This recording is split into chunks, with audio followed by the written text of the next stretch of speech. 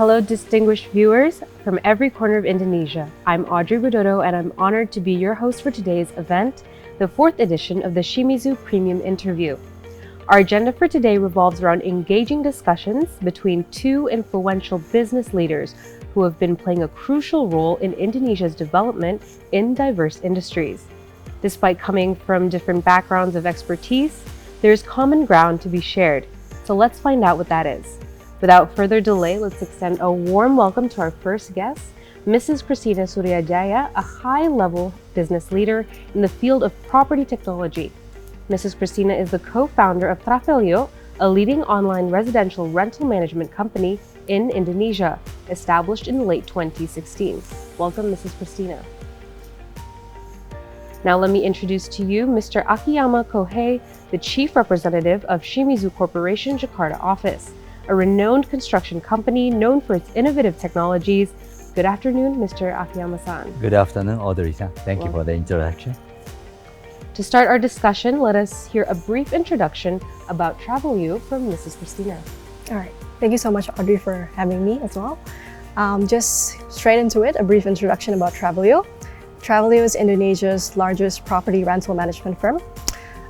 We provide end-to-end services for both the tenant side and the owner side. We exclusively manage 15,000 apartments all across Indonesia. We're in about 13 major cities across Indonesia right now. We provide daily, monthly, and yearly rentals. And we provide also flexibility for people to choose from what type of apartments they want to rent, whether it's from studio up to a 4-bedroom apartments. And besides that, in the management aspect, we also do the cleaning, we have insurance, and we have flexible payment plans for the tenants so they can freely choose our range of services. So essentially, from the eyes of the tenants, we are actually an online transactional rental marketplace. But from the eyes of the apartment owners, we're their exclusive apartment operator. And our business model is pretty asset light. We do revenue sharing model, and we take a commission from every rental that happens. So whenever there's a rental, then we gain the income. But if there's no rental or booking that happens, we don't take anything from the apartment owners. Thank you, Mrs. Christina. I would like to first ask, how did Travelio come into existence as a tech startup in Indonesia? And as we know, Travelio is a tech company that created a platform which matches the needs between property owners and tenants. How disruptive was this innovation, and how did it contribute to transforming Indonesia's property market? Yeah, so Travelio arose because of the market problem in both the demand and the supply side. So first, from the demand side, there's a huge issue. 80% of middle-class millennials, they can't actually afford to purchase their own homes. So they're heavily dependent on rentals. And before Travelio existed, they would choose to stay in the low-end guest houses, which are most famously known in Indonesia as kos-kosan. And of course, if you, as millennials, you want to upgrade your standard of living, you don't want to stay in a shared community as well. And once you want to establish a new family, of course, the next best thing for them to stay is in apartments.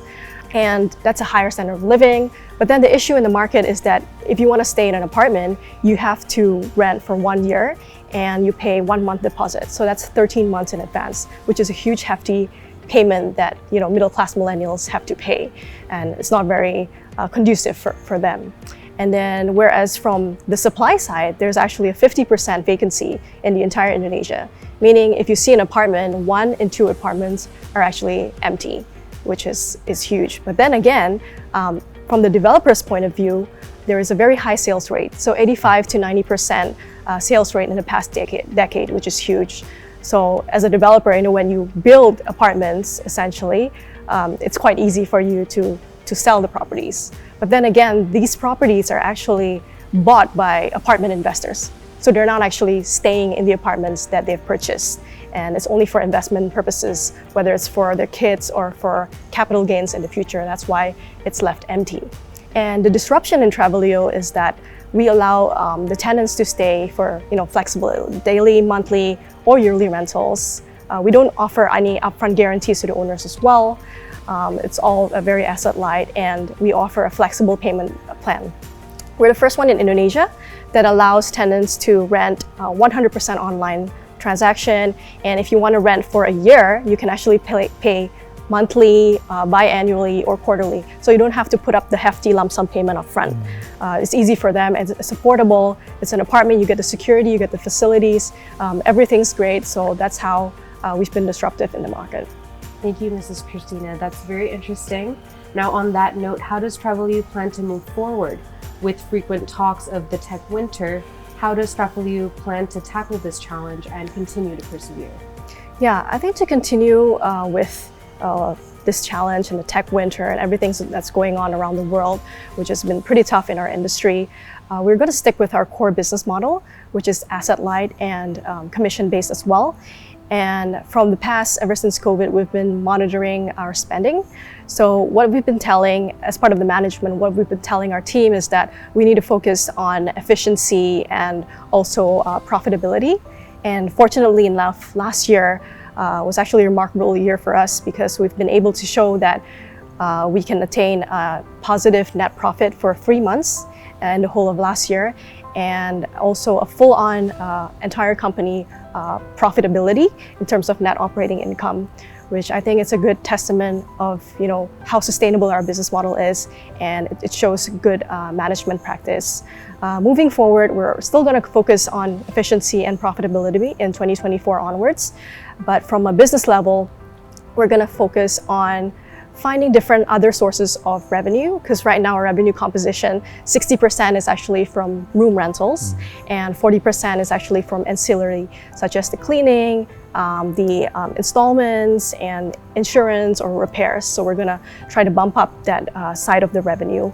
And from a corporate action point of view, we're going to be actively looking into the mergers and acquisition side, be it from a tech company, a traditional company, or also any strategic company, and those that are actually looking to embed with us and synergize and integrate with our platform, and also those who share the same vision and mission as Travelio has moving forward. Yeah. Thank you for your insightful response, Mrs. Christina. That's a very enlightening perspective on the current status quo of tech startups in Indonesia, and exciting news regarding Travelio's future in the country. We are wondering throughout this entire journey so far, how did your entrepreneurship spirit come about? And could you contribute or attribute anything in your past that has helped you drive your success as an entrepreneur? Sure. I think I had a pretty unique childhood growing up. I was placed in different environments. I changed schools every 4 years, so it taught me how to be very adaptable in different types of situations. I was also put in a youth sports national level in Singapore. So it really taught me a lot about discipline and perseverance. And I was placed in various independent settings throughout my life. So my entire education I spent was mostly abroad in Singapore and in the United States. I've only studied in Indonesia for 3 years. And my parents also put me in a boarding school in Singapore for 3 years. So that really, I think, helped the environment that I was put in to be independent, to know about discipline and to know about perseverance as well, and also not to be scared of failing. So throughout my life, even until today, there's a quote that I always tell myself, is that 70% of what you fear won't happen if you put in 100% of the effort. And even if the 30%, if it comes true and you fail, you get back up quickly and you learn from these failures. So yeah, I think those attributes are what helped me to become, this entrepreneur, I guess. What an inspiring answer, Mrs. Christina. It paints such a vivid picture of your past and how that has led to your drive and continued success as an entrepreneur. Now, I would like to pivot to Akiyama-san for the next few questions. As we know, Shimizu is a long-established company in the construction field. What similarities do you think Shimizu shares with a more contemporary company like startup like Travelio? At first, thank you, Christina-san. Your detailed explanation quite impressed for me and Audrey. Thank you. If I ever need to look for a new house condominium as a user, I will check out your Travelio site. Thank you. Honestly.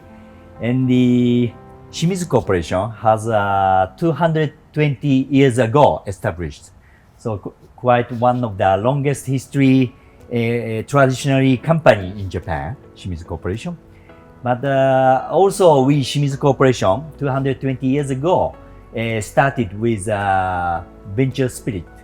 Yes. So our founder of the company, Kisuke Shimizu,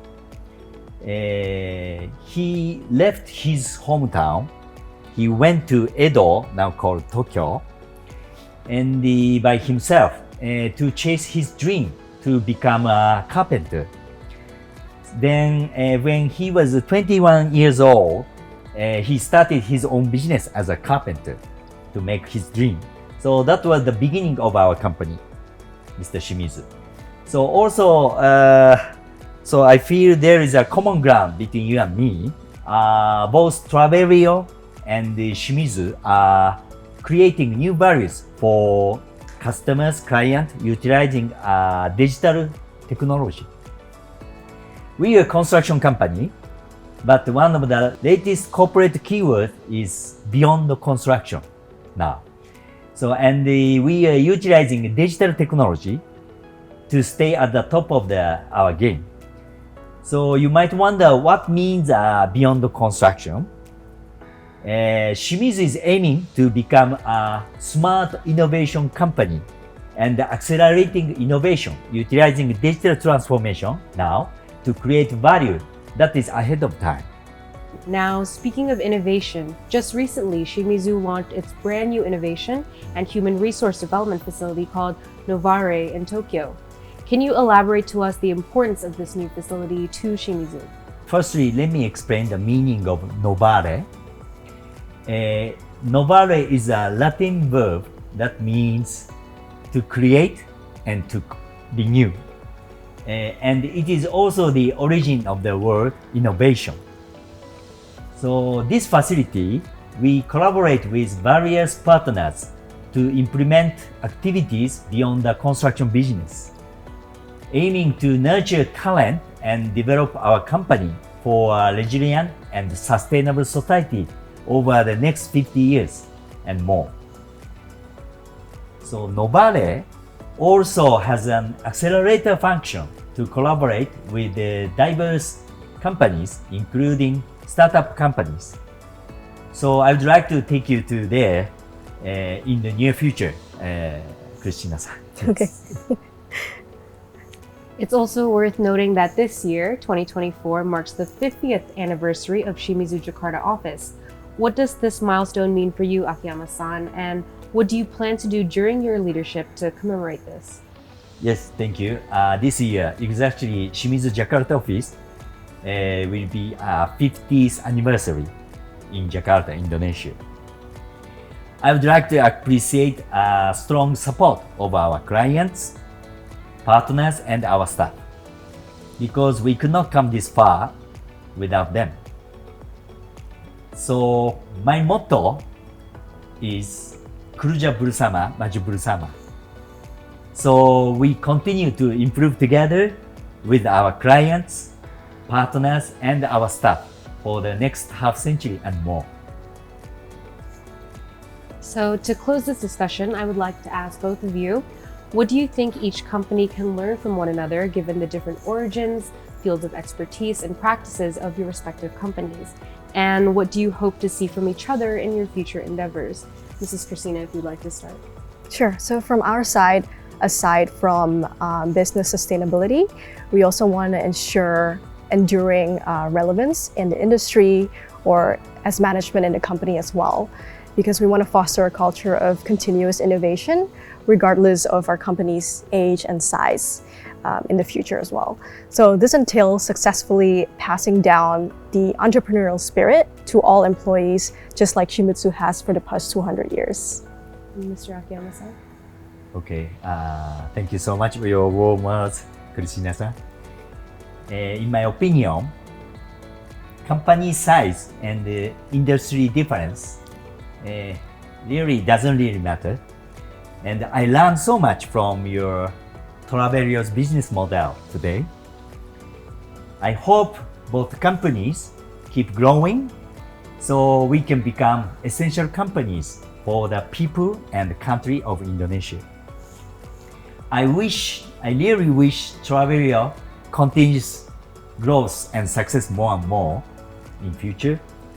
And thank you so much for the inspiring dialogue today, Christina-san.